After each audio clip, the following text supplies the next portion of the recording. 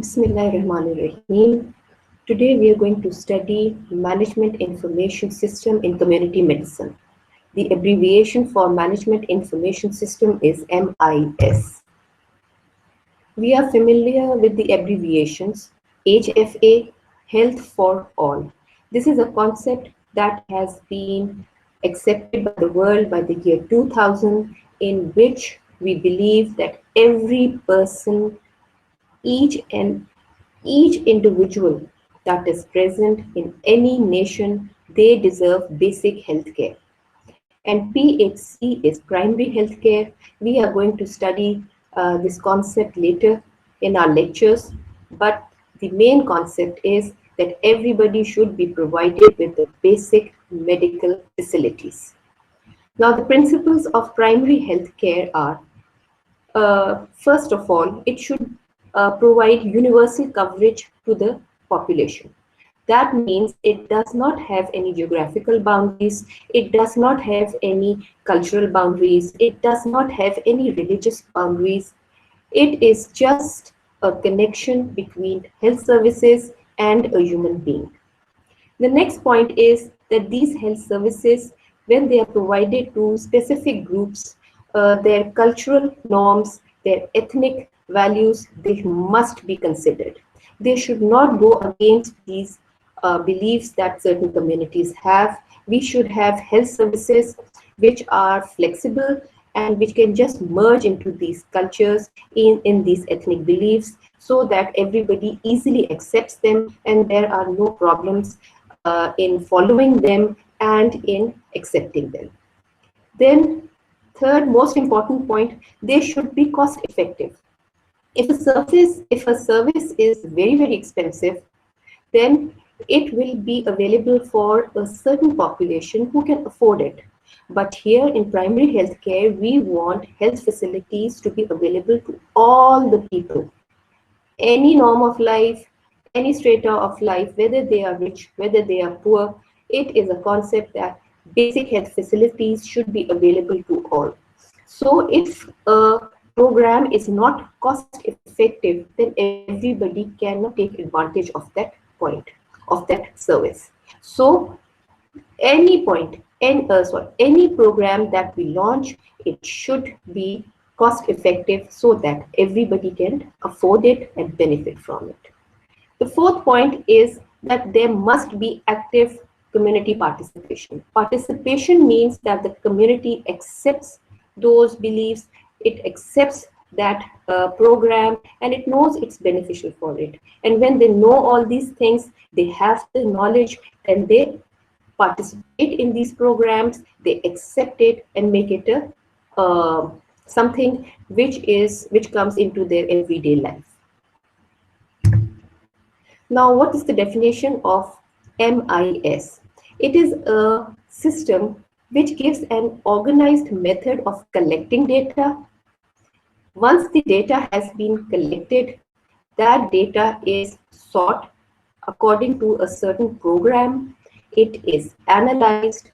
Any data which is irrelevant, that is omitted out, and the relevant data is then transformed into a form which is easily understandable, it is easily readable, and it makes it easy for the concerned party to understand it. Now, what is the need of MIS in primary healthcare programs? The thing is, for any program to be successful, we need feedback, we need general information, and we have to be up to date about the knowledge. So, MIS provides those necessary tools which keep the infrastructure of a particular program up to date, so it becomes easy in where management and supervision are concerned.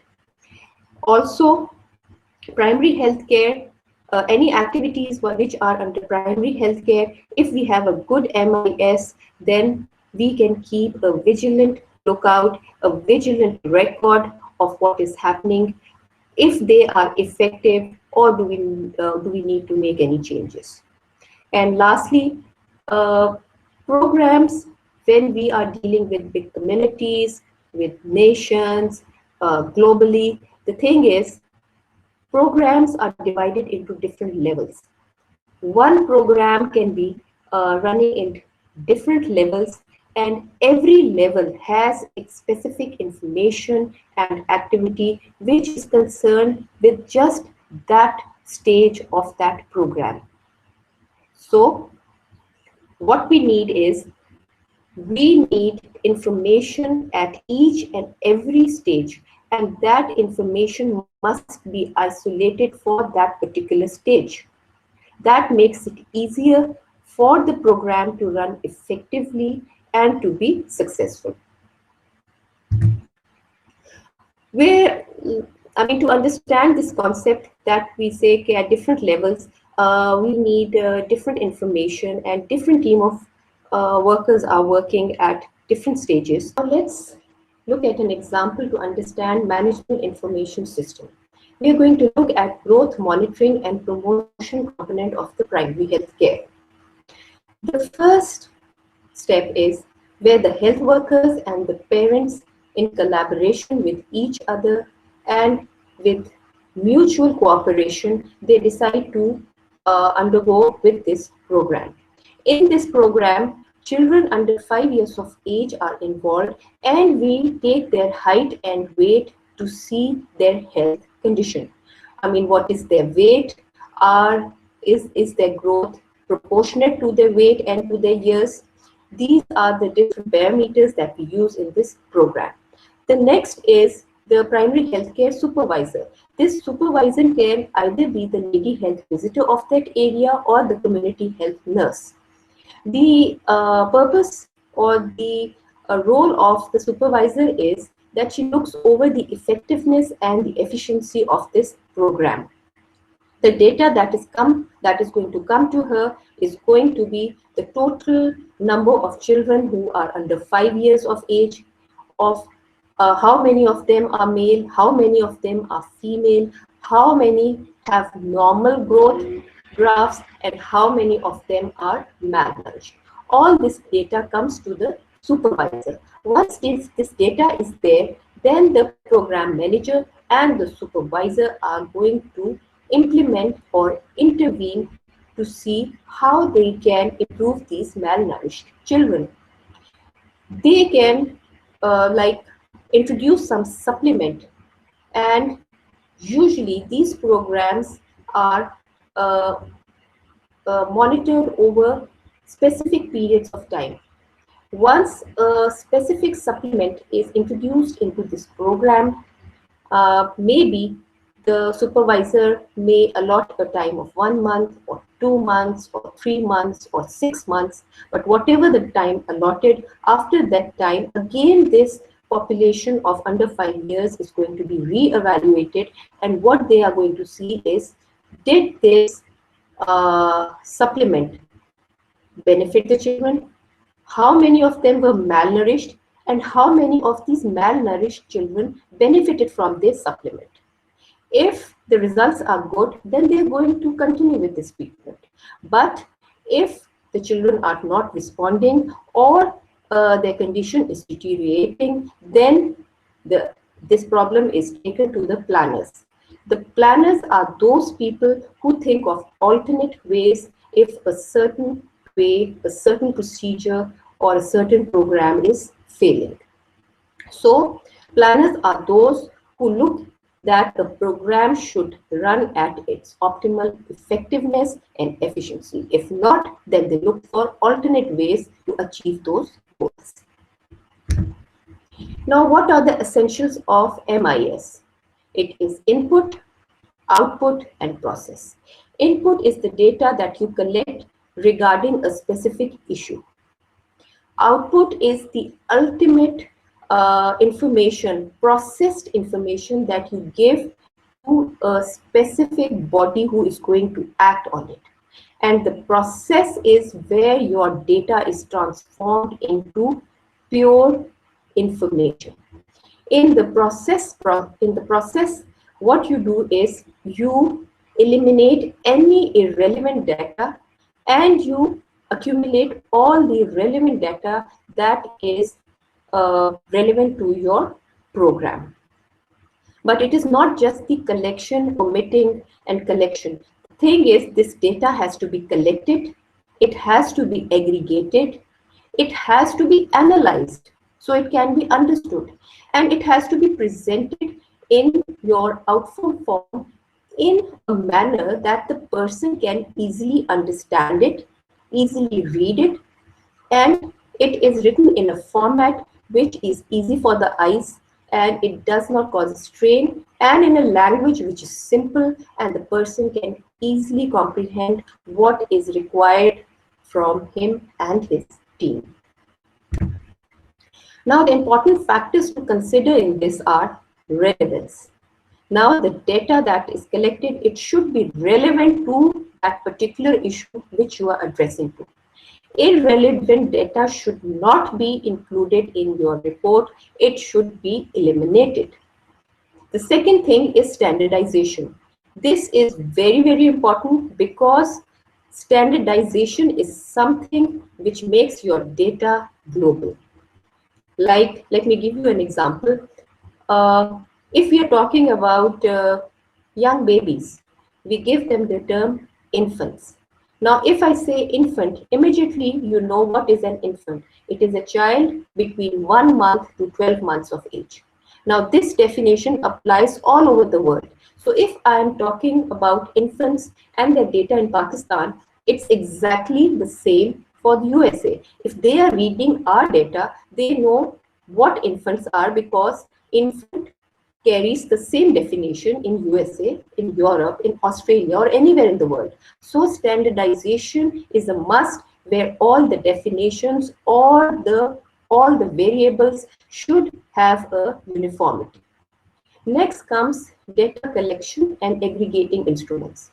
The thing is, the instruments from which we collect data, they must be uh, calibrated, they must be up to date, and they should not carry any errors. Like if we are monitoring blood pressure, then the BP cuffs must be calibrated. There must not be any errors showing in the instruments. The instruments must not be broken. So these things matter a lot. So the instruments which we use to collect data, they must be up to date, fully functioning, and the people who are using them, they should know how to properly use them and how to properly apply them to the patients. Next comes data presentation. Again, this is very important because data has to be presented in a very simple and understandable format. You yourself can have, as you see, if there is a stack of papers on your desk, it's human nature that you're going to just shuffle through them, and those papers who have a few lines or their font is big, you're going to read them first, and a paper who has a lot of paragraphs and it has a lot of small writing, obviously you're going to save it for the last with the thought, I'll read it later. So it is a very important thing that your data must be concise in simple words and easily readable. Then the flow of information, again a very vital and important function because collecting, processing, and then forwarding it to the output team, it is something which is time specific. If the data collected, analyzed, it doesn't reach your final destination, the final team, there can be a lot of damage. Let's go back to the example that we just discussed. Now the thing is, say it was a 3-month program. We provided supplements to these children for 3 months, and then then we again evaluated the general these children, and then we saw how many of them benefited and how many of them did not benefit. Now, immediately, if we forward these results to the supervisor and to the people who are managing this program, if the program is failing, immediately the planners can switch to an alternate program. But if this data does not reach them, and ultimately this data finds their way onto their desks after a year or 2 years or 3 years or maybe never. So where does the effectiveness and efficiency of this program go? Nowhere. You did a program, you did not follow it up, and these children who were suffering, they are still suffering, the death rate is still increasing. You did not give any benefit to this community. Next comes the filtration of information. Again, this fact is being stressed again and again. Please pass on the relevant data to the relevant people. Irrelevant data must not be included into these reports. Then comes the feedback. All this data, all this evaluation, it is nowhere if there is no feedback. So feedback is a must. Feedback is the success which a program holds. If you are taking a feedback or you are getting a feedback at every stage of your program, then you are able to make changes, you are able to modify your program to the maximum benefit of that particular community. Then comes the indicators. Basically, the indicators, they measure the effectiveness and the efficiency of a program. Now, for an indicator to be an ideal indicator, it must be a valid indicator. It means that what we are measuring, that indicator must measure it. And secondly, it must be a reliable indicator. That means that if we measure something with that indicator, we should always get the same result at any place we do that test or evaluation or whichever program we are undertaking. So an indicator must give the same results even if different people do them or if we do them or conduct them at different places. This is a reliable indicator. Now, there are two types of indicators which measure the effectiveness and efficiency of a program. One is the process indicator. It measures the efficiency of a program. Like in the last example, uh, if we look at the proportion of malnourished children who gained weight in 3 months, what is this telling us? This is telling us how efficient was our program. If the percentage is very high and a lot of children gained weight and they came towards health, that means this program was an efficient program. Then comes the impact indicator. This measures the effectiveness of a program, like IMR, that is infant mortality rate, MMR, maternal mortality rate. Now, if the malnourished children are improving and they are becoming healthy. So what is happening? The infant mortality rate is decreasing. That is good. That means less children are dying and more children are healthy. So this impact indicator, what is it saying? It is saying this program is an effective program. But if the maternal mortality is rising or the more children are dying and the infant mortality rate is rising, that means that particular program is not an effective program. So we have to go to some alternate program, to some alternate method. Next come the functions of MIS. They are very, very simple, as you might know now. Very simple, but very, very important. These are monitoring and evaluation. Monitoring, day-to-day monitoring, that is the best to see if a program is running efficiently and effectively. And evaluation, you have to evaluate your program periodically. That means, yes, you do your monitoring day to day, but after, like, say, 3 months or 6 months, you have to re-evaluate your whole program to see if it is just as effective and efficient when we started. If not, then you make the necessary alterations and modifications in your program. Without these things, if you look at our health programs, we are totally blind. So what is that makes these programs successful? It is the feedback, it is the effectiveness of the program, and then it is the efficiency of the program. And how the different personnel, how the different health people at different levels of program are coordinating and cooperating with each other. This is management information system, and it is something which is very important where our health programs are concerned. Thank you so much. If you have any questions, please leave them in the chat box. Allah Hafiz.